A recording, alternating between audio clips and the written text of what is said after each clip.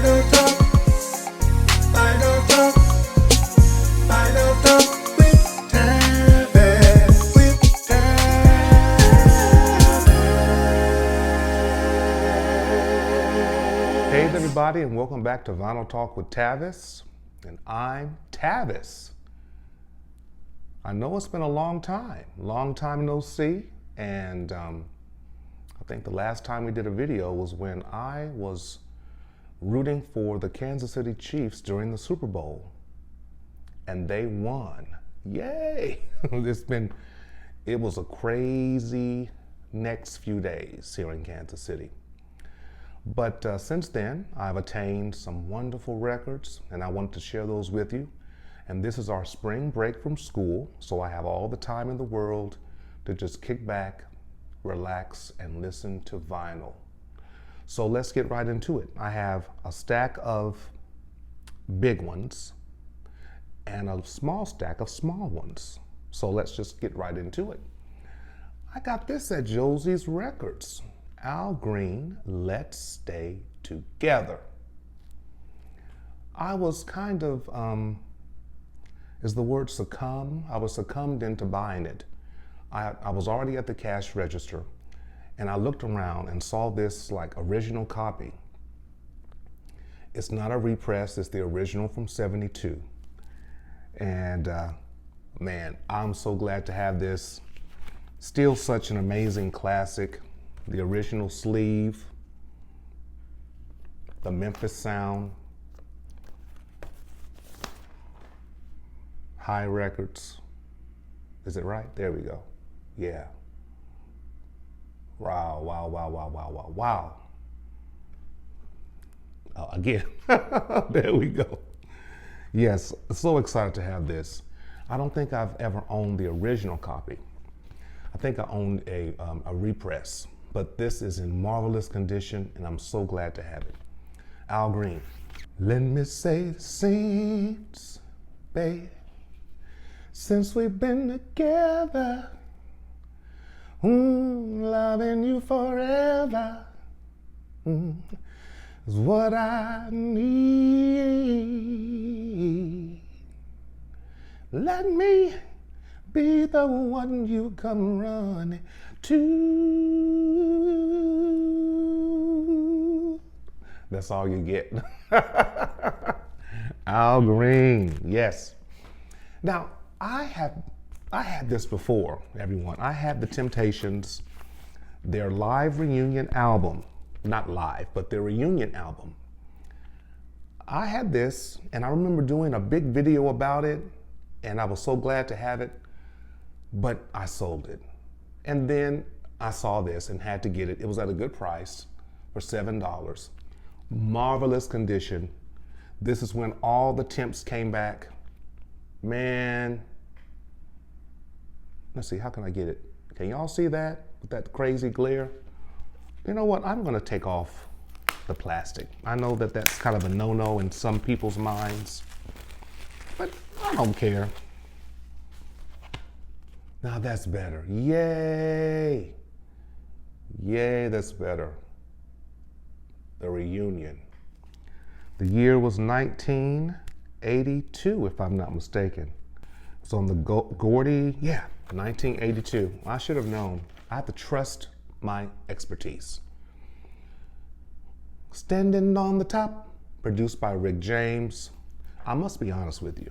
I think the best song on here is Standing on the Top. I just really need to listen to the record in its totality. After I hear Standing on the Top, I'm pretty much done. It's like I'm done with it.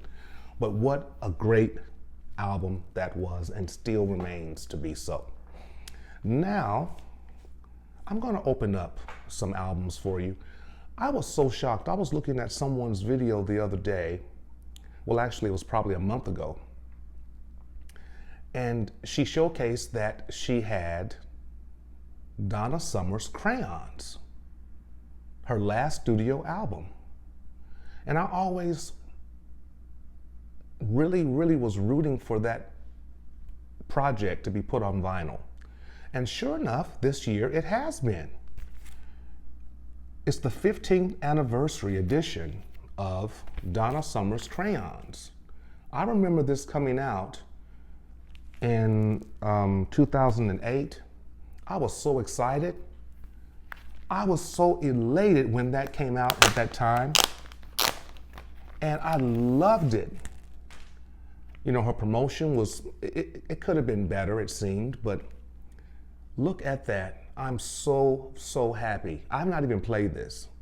I said, I'm gonna wait till I show it to my vinyl community. And if I'm not mistaken, let me read what it says here. This is from, y'all, this is from Music on Vinyl. It says, it's the limited edition of 2,000 numbered copies on translucent pink colored vinyl. So apparently this is one of the 2,000. I don't know if that's true or not. But let me see if there's a number on here. They said there's a booklet in here. And I have yet to see the booklet. But, well, I guess this is the booklet. Her eyes, or her eye, with the crown as the queen of disco, you know. Beautiful pictures of her. I was so happy when this album came out back in 2008. Stamp Your Feet. My favorite one is Mr. Music. The second track, my God. I'm a Fire, Sand on My Feet. I really love Driving Down Brazil. That has that bossa nova feel.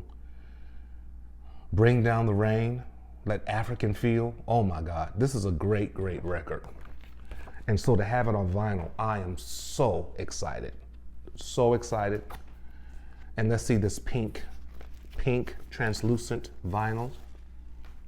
Look at that. Highly recommended. Now, I wonder how it sounds. So I have not listened to this yet. So after I do this video, I'm going to play it to see how it sounds. But wow, I remember when it came out, I was so thrilled.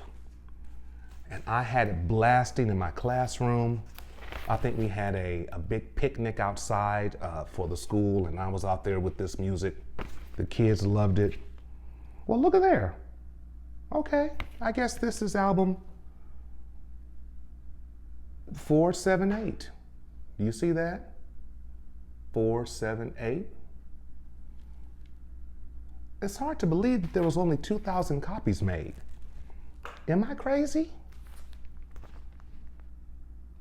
Limited edition of 2,000 numbered copies on translucent pink colored vinyl.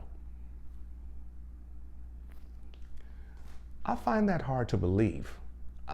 It's just me. Maybe you have the number, what? What number do you have? Maybe you have 479. If any of you all have this, let me know and put in the comments what numbered copy you have. I'd be interested. Let me take a picture. Hold on. We'll see. But I can't wait to play that. Stamp your feet on the ground. I'm talking kind of low because I have this microphone on, and I'm wondering if this mic is working, so I hope that I don't have to record this video or re-record this video. Now, I've purchased this before too, but when I see something and I feel led to get it, I had to get it again. I just had to get this again. I had to get this album again, y'all. And I am unboxing it for you. Unforgettable with Love still remains one of my favorite jazz projects of all time, if not my favorite projects of all time. When this came out in 1991, I was just going to junior college because I graduated in 1990 from high school. Oh man, it was like something I'd never heard before. And I was just getting into jazz, just beginning to study music and studying jazz, and Unforgettable just changed my life. Look at that. Had to get it at Walmart. Had to get it. 2-record set. Look at the beautiful picture. Louis, Nat King Cole, Natalie Cole, Ella Fitzgerald. She was among royalty, musical royalty at the time. All these people have passed and gone. Smile, though your heart is breaking. Smile, even though it's aching. When there's a cloud in the sky, you'll get by. Marvelous music, just thrilling. So I'm so honored to have this again. And I must tell you that I did sell this when I had 2 copies. I had the pink version and the black version, and I sold them. You know, I had to do some moving, and I kept saying to myself, I just don't want to carry all this vinyl with me. So I began to do lots of selling. So I sold lots of vinyl, y'all, and made tons of money. I did. And maybe any of you out there watching, maybe you're the ones I sold some vinyl to. So, but I'm starting up again and reclaiming what I sold. And it's been fun to find all the music that I sold. Now, we're going to get to some gospel music. And I have been having this resurgence of love for old-time gospel music. And one of the groups that I love dearly are the Caravans. The Caravans is a group that was started in the early 50s. And it was comprised of Albertina Walker, Inez Andrews, Cassetta George, Shirley Caesar, Dolores Washington, Sarah McKissick, James Cleveland, the famous gospel singer, and they were very, very young at the time. And Dorothy Norwood, I've got to put her in there. But their story of survival during the civil rights movement and through Jim Crow, during those times, these people took chances, mostly women. And they had male drivers and male pianists, and they would drive all across the country with Albertina Walker as the lead. If not regarding singing, she was the lead with regard to the business aspect of it all. And she would find singers. She would go to different churches and go to different events, and she would find singers who really gave her a spark of inspiration. And she would say, you know, I want that person. And she would go to that person and say, would you like to sing with the Caravans? Are you free to travel? And during that time, I mean, just imagine being asked to sing with a prominent group at the time. They would say yes, you know, and it was all by word of mouth. They would just have to go to these places and find those people right then and ask them, are you interested in traveling the road with us? We tour all over, and we are going to need you. And it was just, their story is absolutely amazing. And I've been posting their story on TikTok. There are 2 remaining members that are alive, Shirley Caesar and Dorothy Norwood. And Dorothy Norwood really goes on to tell the stories about the Caravans and what they went through. And I've been posting these on TikTok, and I've gotten so many wonderful comments about people not knowing about their story. And I am advocating that their story be put into a movie or some type of biopic or a documentary, because their stories are phenomenal.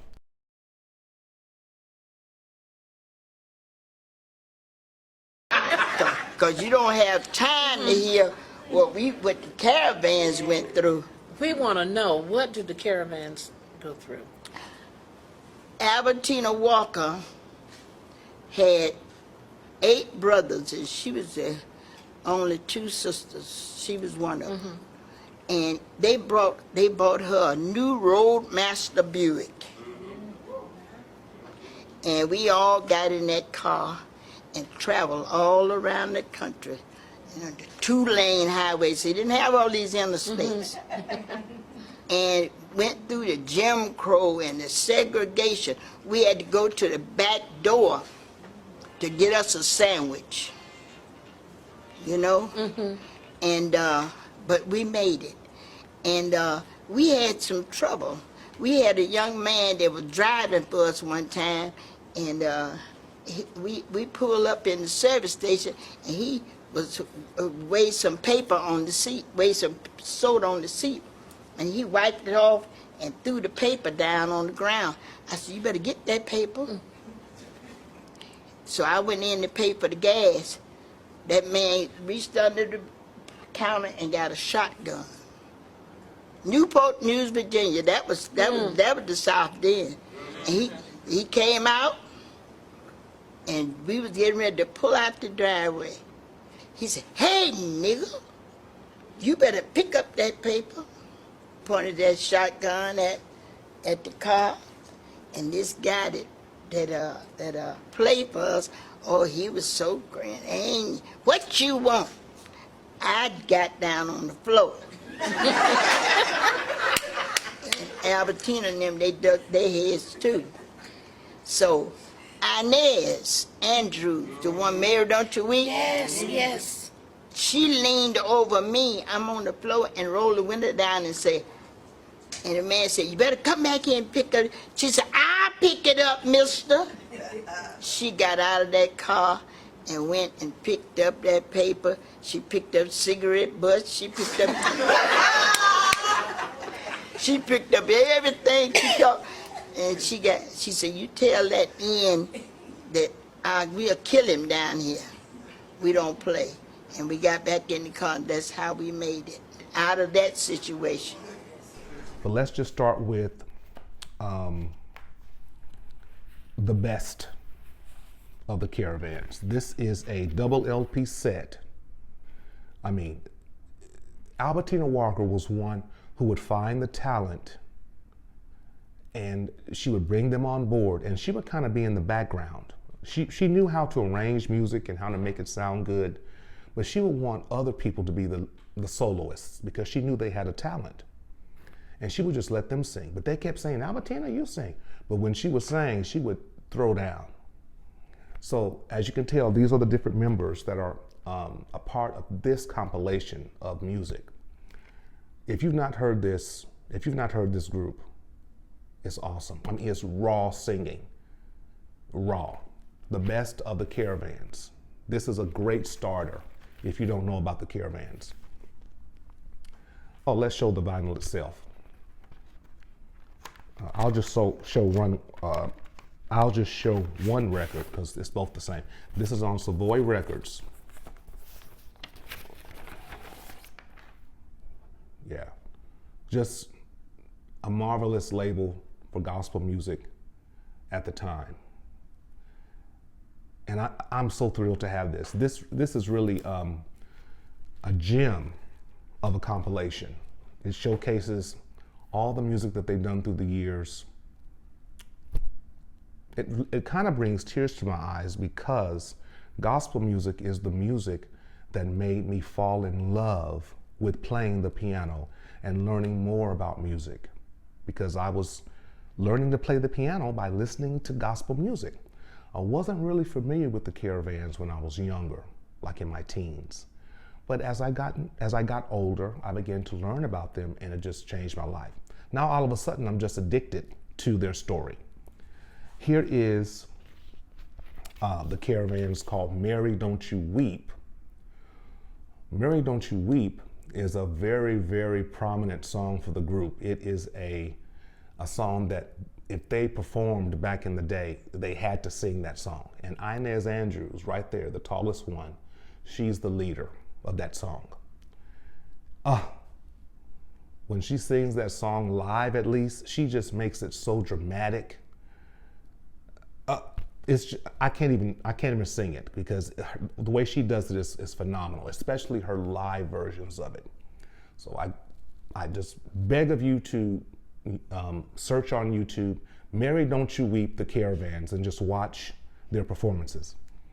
But, and then they have the song on here, "Lord, Keep Me Day by Day," another signature song, but mostly for Albertina Walker right there, the leader of the group at the time. And they would have a male pianist to play for them. Wow, they have a story, y'all. I mean, just like the Clark sisters had a story, or they have a story and it was put into a movie. I think the Caravan should have their own movie. I really do. And here is Inez Andrews herself, who sings Mary Don't You Weep. But this was her first solo project, and it's called Letter to Jesus. And it's a story about a little girl who writes a letter to Jesus because her father died, her mother is very sick, and she's left with her siblings, and she's the oldest, and she really doesn't know how to take care of those people in her life. And she decides to write a letter to Jesus. The mailman gets the letter and he laughs at it. And he wants to take it back to the post office so that his employers, or that the employees there, could get a good laugh too. Then the main man, what's his name? The postmaster. He comes out and wants to get in on the joke. He wants to know, why are people laughing? But he doesn't laugh when he reads the letter. He starts crying. And then I'll leave it like that. And you have to figure out what happens next. It's a beautiful story, but she preaches it. You know, I'm reminded of a mother and a father who had 6 children. And, you know, she preaches it. And it is such a beautiful story. By the time the song is over, you're practically in tears.